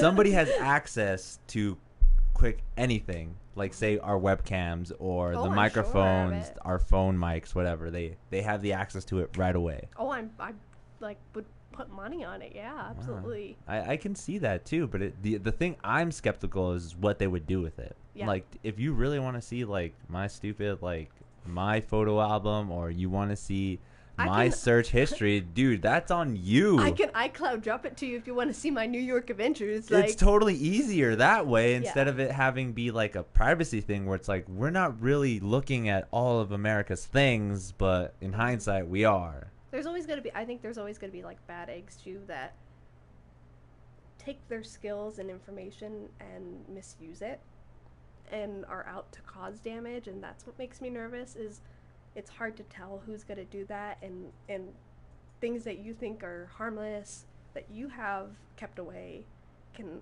end up coming back and like smacking you in the face, even though they're not bad things. Like, people manipulate things all the time to distract, from events and stuff like that. I mean, there's so many things that go through my head when I think about, all the access that's been taken just from my phone, let alone everyone's, phone in the world. Yeah, and see, that's another crazy thing too, is like there's millions, not millions, but there's hundreds and thousands of drug dealers all over that are doing shady transactions, stupid. They're not even hiding themselves in it. They're just like, hey man, I'm gonna sell you so and so amount of crack, blah blah, there you go. Compared to other people where it's like, hey, I'm selling a bunch of salt to you at this price, blah blah blah. I have a box of sponges. Yeah, ready like, to be picked up on Central Avenue. Why is it that, like, that stuff, if you are monitoring everything and you want to patrol the way that the country is and, like, oh, I'm trying to stop crime and stuff like that, isn't it more acceptable then to be able to, like, hone in on that then? I mean, I think there's a lot of people who have that access who are concerned and keeping a lot bigger things than drugs. so you think, like, it's there, but there's more of a danger. Like, they're more concerned with other things. Mm-hmm. And I think there's more secrets that groups and people and everything are trying to keep on the down low. And so they use little things like this to create distractions where they don't pay attention. Like, that's not a, people are going to sell drugs. That's just how it is. Yeah. But if you have a really big conspiracy or like a war thing going on. So this is a great example. It's like, so you're like, yeah, they're selling tons of drugs. We got to fight the drugs. Make sure you're not looking at the alien over here. There's tons of drugs. Drugs are going on. Well, like, I think I may get this example wrong. There was during one of the many school shootings that we've had this year. Okay. That happened. I think it was in Florida. I think it was one of them in Florida. And the same exact time and day that horrible news came out, like something about the Kardashians, or like there was a news thing with like Whitney Houston where she passed out, and everybody was focused on Whitney Houston like passing out on live TV, and nobody paid much attention, or that wasn't directly on the news about a school shooting.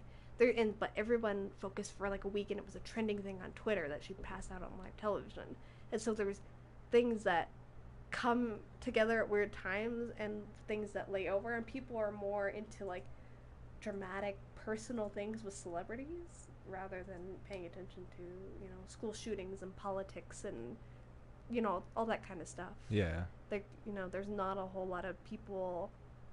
It's becoming less common for people to pay attention to politics now and understanding politics, and understanding where your country sits where other countries sit in that dynamic, because we're all just worried about what dress Kim Kardashian is wearing to this event, or like this morning I saw Cardi B threw a fucking shoe at Nicki Minaj. Or I'm throwing this out there because I'm following it, or like the new album that Eminem dropped. Yeah. So stuff like that. Yeah. It's so, they have so much focus on this when in the background there's more important detailed problems going on. Yeah. Which is kind of socially sad, because it's like scary. we should be working to fix these problems, but instead we're more enticed to like drama, looking for other people's problems. We're like, holy crap, look at this drama that's going on TV. I should watch, instead of watching the latest, what's going on in watching another the news tonight. Or that's another thing too, is like how much bias can you get from the news? Like, the news is so like everywhere nowadays. You either turn it on Fox or you turn it on CNN, and you're hearing one side compared to another news site that's completely different. Yeah, they're contradicting each other, or they're both spitting out facts where you're like, oh, this must be real, and then you see the other news reel and you're like, wait, how is this real when this just said is real? So now you're in this dumbed down area where you're just like, I don't know what to believe. Oh yeah, nobody makes it easy. I think you'll hear Fox News to CNN, and they're completely different types of stories about the same thing, but it all comes down to like personal judgment and which way you kind of lean in terms of every kind of aspect of things that you could. So like my boyfriend and I are very, and it's really weird, we're both very opposite polars of politics, where I'm all like, yeah man, human rights, like yeah, and he was raised very conservative. Not that he like hates gay people or is against this and that. He just doesn't care. He's like, his whole mentality is like, you do whatever you want. As long as it's not me, I don't care. It's just seeing his background is what kind of throws him into more of like a conservative kind of thing. Meanwhile, where I'm like, it doesn't concern me, but I'm going to advocate. And he's like, it doesn't concern me, so I don't really care. Okay. That's kind of how his if it doesn't pertain to him, then there's no motivation.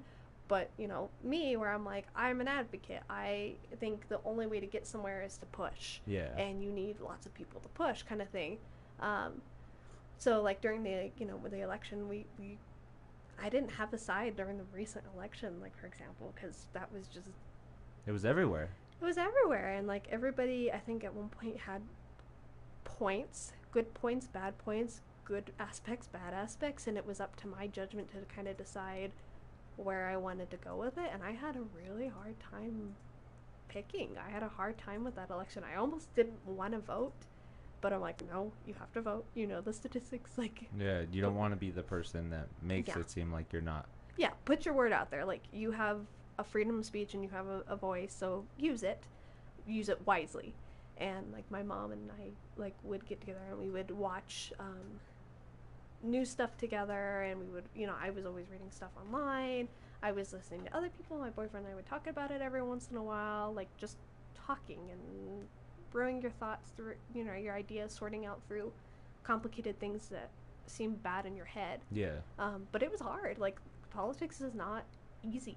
I mean, politicians play a dirty game because it's not easy. And one thing that I don't like about politics is that, like, it seems so one-sided. Like, either you're on this side or this side, where we should be taking ideas from both of them to implement a new thing. Because don't get me wrong, there's amazing ideas and bad ideas from the Republicans. Oh yeah, and but same with the other side too, where there, believe me, there's some things on like my side that I go, oh my god, you all are fucking insane. Like, I can't. Yeah, you don't. It's again stepping back. You're just like, whoa, I like some of your ideas, but not all of them are accustomed to what I believe in. Because I mean, there are some things like vaccinating your children. Yeah, no. you don't. I'm like, vaccinate your children. So please. you do. You want to vaccinate your damn children. Oh my god. First of all, I don't even want to talk to her anymore. I'm just kidding. Like, I'm just kidding. Vaccinate your children. See, I don't get why people are like, oh no, vaccinations just like are gonna kill off people, and it makes them more. That's where like most of our mental health comes from, is because someone gets vaccinated. See, and that's the thing. Is like, I love this example because I saw it on a TV show once. Like, do you want people to die from polio? Do you want people to die from diseases that were dying like 50 years ago? We don't want that. Well, so the guy. Interesting fact. Thank you, nursing classes and microbiology. The guy who made the claim that vaccinations cause autism, he was actually he was a doctor, really like smart. I have to remember his name. I have it somewhere. But he was losing accreditation, or he was kind of losing momentum in his research. So he came out with this article, but his data did not like match up. So when people started reading over his article when they published, and to get a medical article published goes through a lot of process. So the fact that they missed all this like crazy data. So when people were reading over again, they realized like the data wasn't matching up. They were calling him out for it. And he finally ended up coming out and being like, I just needed like some income. I needed some like movement in my medical career. This isn't real data. I made it up. And he goes, there's no solid evidence that vaccinations cause autism or anything like that. But people took that and started rolling with it, which, I mean, like, mental health has so much to do with, you know, personal environments, personal experiences, genetics. I mean, mental health is a lot more than, you know, getting your TB shot and your, you know, polio shot. Yeah. And I'm like, vaccinate your kids, because, you know, one kid doesn't get any of their vaccinations, they go to school and they get everybody else sick, or they spread it around, or it turns into something else. Like, it's just a vicious cycle. Like, there's a reason things died out when they did, is because we put a stop to it. Yeah. And so, yeah, and I'm like, just keep your kids out. I like keep, and you know, I saw like a picture of like someone put like a bunch of needles in like a plastic baby, and they're like, this is how many vaccinations you put in your baby. I was like, you do realize we don't like stab the baby like 40 times with a bunch of shots. They're every all, day. Every day. I'm like, they're all like regulated from the, you know, when you were born to like age 8, and you have vaccination cards because it's a trial time. And I said, even when you're in high school, there are still vaccinations you have to get. You know, it especially depends, like, if you're a female, if you're a male, like, you have to get them. Keep yourself healthy, keep others healthy, like, you know, stuff like that. But no, the whole vaccinations cause autism, that's not even a thing. That's so far from the truth, and that's where it stemmed from, is a doctor who lost his accreditation because he lied on an article because he wanted to, you know, get some momentum in his career. Okay. And he straight up came out and he was like, no, it's a lie. Like, none of that, I know that none of that data matches up. He just like cracked because everyone was like, what's going on with your data, my dude? They're looking at it, and they're like, hey, dude, hey, you're sweating a little. Yeah, they're like, he's all, yeah, that was it. So, You know, little things like that. I think with politics is judgment. I don't think there's a right or a wrong. In two sides, there's three sides to the story. Understanding. Yeah, there's point A side, point B side, and then what really happened kind of thing. Okay. You know what I mean? And it's all perspective. Like, everyone's perspective is very different. Everybody perceives situations very different. And, you know, one thing that I find offensive, you may not find offensive, and that's our perspective. Yeah. It doesn't mean it's right or wrong. It's just we see it in different levels. Yeah. Does that make sense? No, that's beautiful, because one of the things I love to, if I were going to put that on something, is comedy.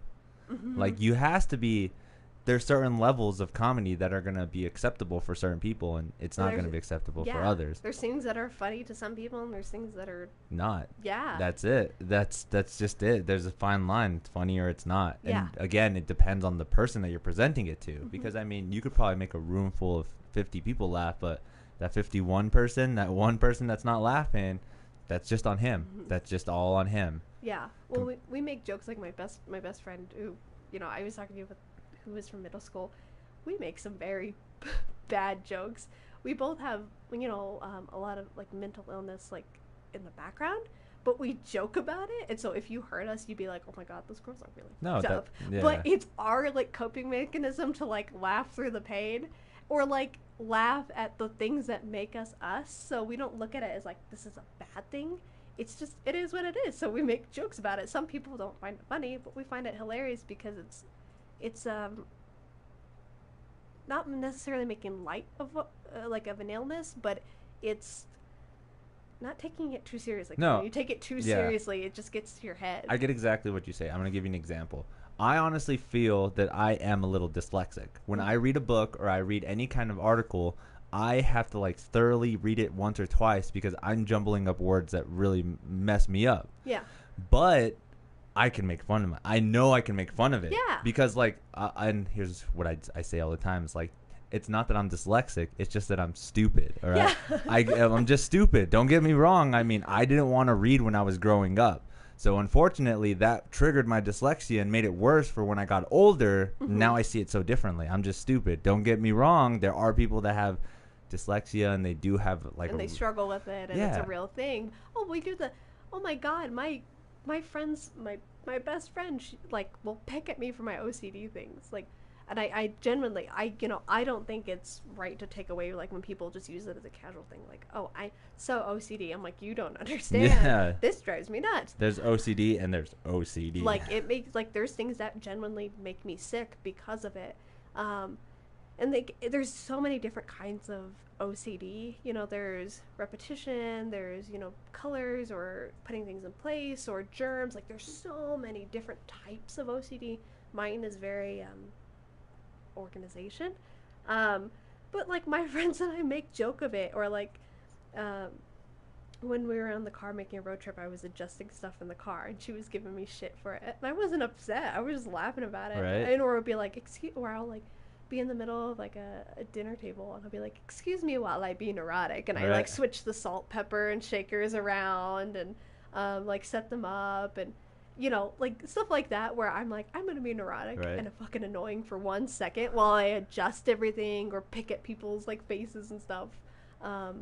But, like, it's not a lighthearted thing, but just kind of understanding, like, this is how I am. Yeah, right. And I understand that this is fucking annoying that I do this, but it's who I am. Lightening the situation makes it so it's not harder on other people, too. They're not freaking out because you're like, holy shit. Or making someone uncomfortable. Yeah, she's totally organizing the table. That's a little weird. No, you could be like, I'm making it right. That's what I'm doing. Well, like, my best friend, so she had, her counter is, like, little tiny tiles, and I cleaned and I scrubbed those tiles so much.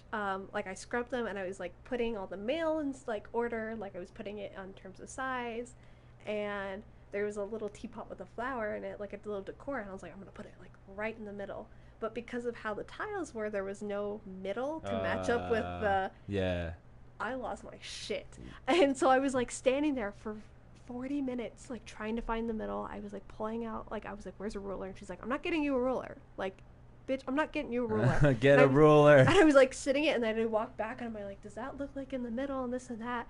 And she was making so much fun of me. And at the end of it, I was laughing so hard. Like, we were just laughing so hard. And I was like, she goes, you need to find a place where you can be comfortable because I want to go to bed. And I was like, ah. But we make, like, jokes of it, and it makes me more comfortable because she goes, I understand this is how you are. Or, like, she'll go, you know what, let me turn this way. I know you like it. I know you like things this way. It's already set up for you, and, you know, makes me comfortable. Like, you can make fun of each other and be comfortable. And another thing, too, is, like, it might be accepting to somebody that does have the same symptoms as you. Mm-hmm. They see it as, like, oh, I get it, because I do that all the time. I do that all the time. Yeah. So just go, me too, bro. Me too. So that's what I love about, I guess, comedy, is that, like, it's meant to be funny. Yeah. It's meant to, this is one rule that I love to follow, because I have this ambition one day that I'm going to be a stand-up comedian. Do it. Hell yeah. It's so fucking hard to get up there. I was like, hell yeah, do it. But is just, if the joke doesn't hurt somebody, then it's not funny. You didn't do it right. Then it's not funny. Yes. It has to hurt one person. Yes. One person has to be upset. And that's okay, because maybe they will be enlightened by somebody else that thought it was funny. Yeah. Like 5 other people were laughing at the joke, and the one person that's upset goes to the 5 people, and they're like, why are you laughing so hard? And they explain it to him. They go, oh, maybe I was taking that too seriously. Yeah. Or they go, you know, this is why it isn't right. Yeah. My mom, she's in an administrative point, so she does a lot in the healthcare field, so she always used to tell me, like, if you don't piss at least one person off with your decisions, you didn't do your job right. Somebody isn't, yeah. Yeah, she goes, you didn't do your job right. Because she goes, not everyone's going to agree. So if you didn't piss one person off during your, 24 hours, then she goes, you didn't do your job right. And I'm like, yeah. True that, Mom. She's like, it's okay to piss people off. She and goes, you see it after experience, after a while, too. Yeah. It's just like, because I've tried it too. I'm just like, I'm trying to accept myself when I'm telling jokes, and I'm just like, that's not that funny. And I'm like, well, I'm gonna go and do something that I think is funny, and then I'm gonna go with it. And then it ends up being funny. Because you go, I think it's funny. Exactly. So, and it's me on the stage, not you. So I'm gonna tell my joke. Right. Like, that's always the perfect part too. But then until those hecklers come. That's what I'm scared of. All the hecklers are like, scared of those hecklers. Like, ha, what do you mean you have a joke? I'm just like, God, now I gotta like try to come up with something funny. You're like, please dive off your seat, please. Right. Thanks, bye. Yeah, no, I one of the things that was hard for me, like in high school and everything, was realizing that you can't please everybody. Yes. I always wanted to make sure everybody was happy and healthy and safe and pleased. And at the end of the day, I would go home unpleased, sad, exhausted, and the not one person happy. that mattered.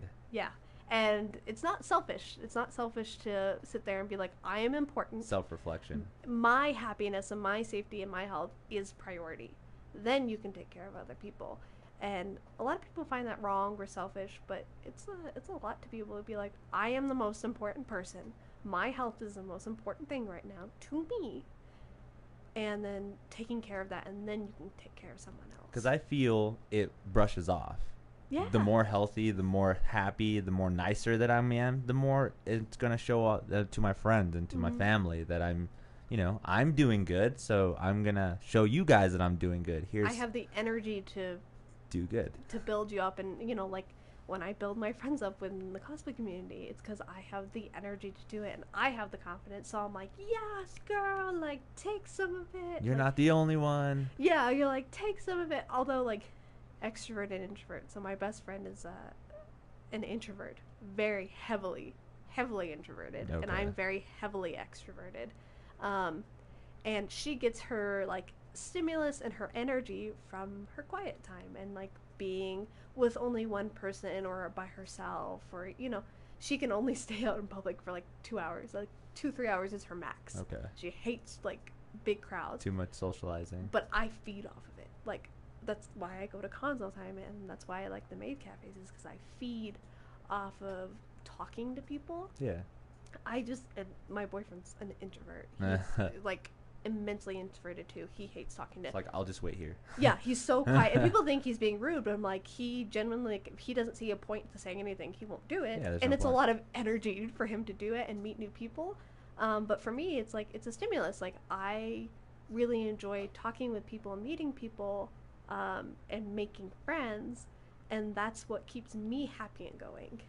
But meanwhile, my best friend, like, what keeps her going and sane and happy and healthy is, you know, big divots of alone time and self-reflection time, or personal time with like one or two friends at at one moment kind of thing. But it's very dependent on the personality, I think. And that's always hard to think about too, is like maybe some of your best friends are the opposite of what you are. Oh, most of mine are. Because this is my philosophy too on this, is like I don't want to be friends with myself because I hate myself.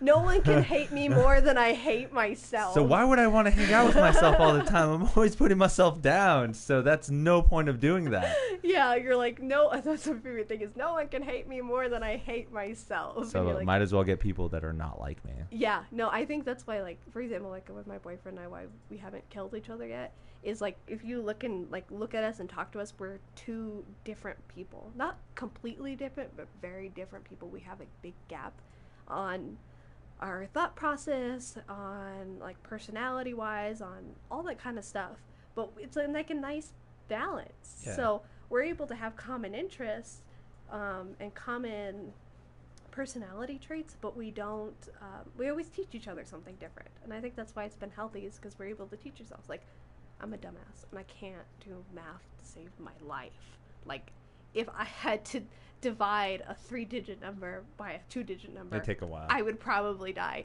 But I can't do math. He is an engineer. Obviously, is super fantastic at math. Like, equations and having it break down like that. He knows. It makes sense to him. For me, like, I'm bilingual. Like, I get off a stimulus with, talking, communication. I pick up on like languages easy. I pick up on, touch and feel processes, which is why like nursing is a really good field for me, because it's all like touch and movement and thought process, and nothing is ever straightforward. Oh, okay. Nothing's straightforward. I like puzzles and then putting together the puzzles. He likes, here's what you have, take your formula, plug it in, and it goes. Yeah. And it flows. But for me, I'm like, I want to create the flow. For all you know, you could finish the end of it before the beginning. Yeah, and I still wanna put it together. I want to create the pace and the flow. Meanwhile, he's okay with the pace and flow already being created for him.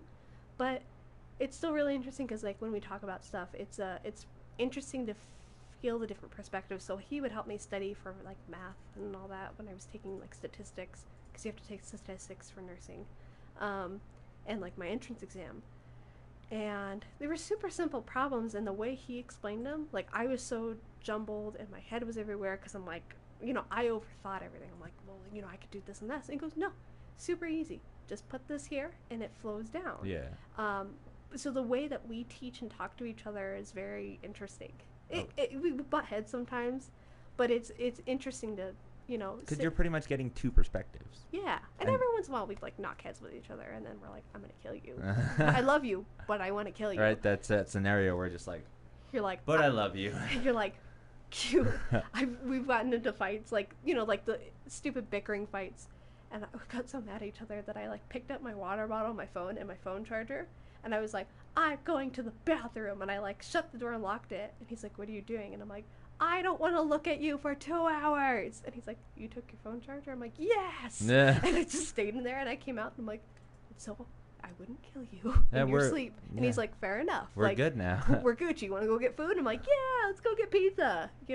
But I think I like opposites attract. Like, we always like, my best friend knows how to chill me out. Like, when I'm super, super stressed and I'm always going, she's always like, let's take a nap. Let's watch a Korean drama and just chill at home for the day. And I go, oh, okay. That sounds a little nice. I've never done that before. It's been a while. And so I think we, opposites teach each other and control each other a little bit. And that's always good perspective to have, or to think of it that way, and instead of it being like, oh no, we're the opposite, so we're obviously never going to work. Yeah, we're not going to get along. That's a really dumb mentality. No, she controls me very much. For the past 10 years has kept me in line. I will not lie. She's kept me in line and kept me sane. And that's always good. It's a humbling thing. A humbling thing. It's a blessing in disguise. That's what it is. Alicia. Yes. We've been here for quite a while. What time is it? No, who cares? But we've been here for a while. Hola. Thank you so much for coming. Do you have any shout outs, anything you want to let people know, where to find you, where to find your group, where to find what you do, what you like to do? Oh Lord. I want to get your boyfriend on here. You have to let him know. I want him on here. Yeah. Tell him. Get him to talk. Tell him I want him on here. I want to pick his brain with that engineering. He will talk your damn ear I want off. to. The minute you start talking computers with him, he's all. Yeah. So ask him. Let him know. Tell him to. I'll send him a message as well, and we'll get something going. Yeah, absolutely. I think the only thing is my Instagram is a big one. Sleeping Willow cosplay or _cos on Instagram, and then Awaken Maid Cafe on Instagram and Facebook. And we do have the event that I talked about, the Halloween event on October 27th. It's a Saturday. It's a $10 admission. You can get it on Eventbrite, or you can pay for the tickets, card or cash at the door. But it pays for a lot of food, your prizes, and there's a costume contest to win prizes. So that $10 is going towards a lot. Nice. So you're definitely getting your money's worth. And those are all. Well, I'll just have you send me links, and I'll just put it on the video in the bottom of this. Yeah. But I want again. Thank you for coming. Thank you for having me. We got to do this again. We didn't even talk about anything interesting like aliens or like the flat Earth theory. Oh, Yeah. wait. Earth is flat, though. No. I'm like, what do you mean it's not flat? Let's cancel it. We're doing another hour. You're like, delete this whole live. We're not doing this anymore. But that's the beauty of this is like there's always something to talk about. Yeah, absolutely. Always. Absolutely. So thanks again for coming. Thank you for having me. Appreciate it. I'm so glad I learned so much about you. I didn't know anything, and now I'm just like I can go to the con now and be like, Hey, neurotic friend. Remember me? We did a podcast. I'm like, hello, neurotic friend. So it was awesome. Yeah, thank you for having me. Appreciate it. Of course. Cue us out, my big boy. Got a dab. Right. This is that. Let everyone know that it's about to end. Thanks again, guys, for watching. See you next time. Bye.